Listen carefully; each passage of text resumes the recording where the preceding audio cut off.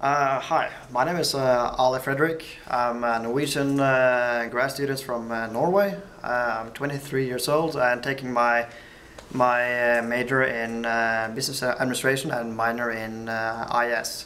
Wow. Yeah. So how did you end up here at Tech?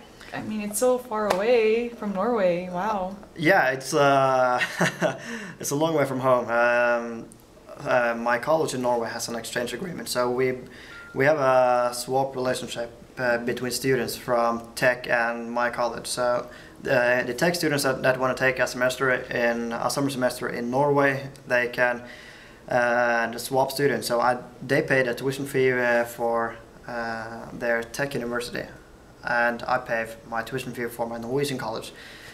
So I saved a lot of money just because I don't have to pay the Texas Tech tuition fee. And it was all about trying to find a college where I could just get that financial advantage and save a lot of money to just go travel around the States. Wow. So how long have you been here in the States? Just a couple of days, over a month. Oh, nice. Have you ever been here before? I've never been to the States. Wow. So this is your first time, huh? So Yeah. what's your favorite American experience so far?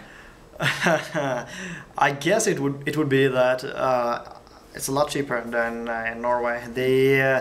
The currency is really working in my favor. Just the fact that you could buy a beer around town for like $5. In Norway, I had to pay at least let's say $15. Wow. Yeah, so just that is like, yeah, this is great. That's nice. That's great. So when you got here, what's the first thing that you realized? Like, what's the first difference in terms of culture from like Norwegian culture to American culture? The first major thing is that everybody's real polite. You have to use gestures like sir or ma'am. We're not used to that in Europe, not to that extent. But I guess the most the culture shock I got was that the food culture and food type was really different. You have a lot of somehow manufactured products that you can't have the opportunity to choose whatever you're going to make. You have these basic products that you have to choose from.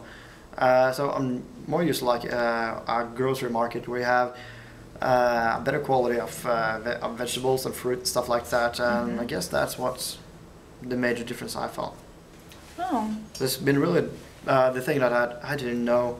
I get a feel for it, how I'm going to adapt in terms of what food I'm going to going to eat. So that was basically the major culture shock I got. But it's not a major at all. But it's that's something I had to adapt to. That's nice. So before coming here, did you guys learn how to speak English in Norway? In Norway, it's mandatory that you have English as a second language. From I guess we start in 5th grade by having the basic English fundamentals, and you could take advanced English up to the last year in high school. So from my background, I had 7 years of English education. So we had to go as well as into politics and geography in America and Britain. Oh, so you're familiar with American politics? Yeah, just the basic of the fundamental structure, how the government really works. Yeah. So it's been a couple of years ago, but yeah, we did have it in school. Oh, like any other thing, you just remember a fraction of it. So that's nice. So did you have to read literature, English literature? Yeah, that was one of our requirements in our advanced English class.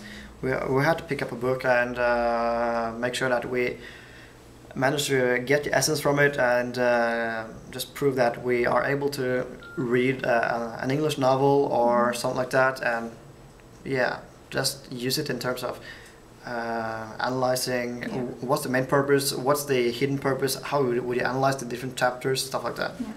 Speaking of literature, do you have any favorite American novels? I don't actually have one. I'm not that used to reading books, so I don't have a special one. But I really like the Dan Brown novels. Oh, that's nice. They're very European though. Yeah, I know they're really European, but the thing is that when you have some form of science and history together, it's an interesting mix that can challenge the way you view history. Yeah. So there's a lot of options.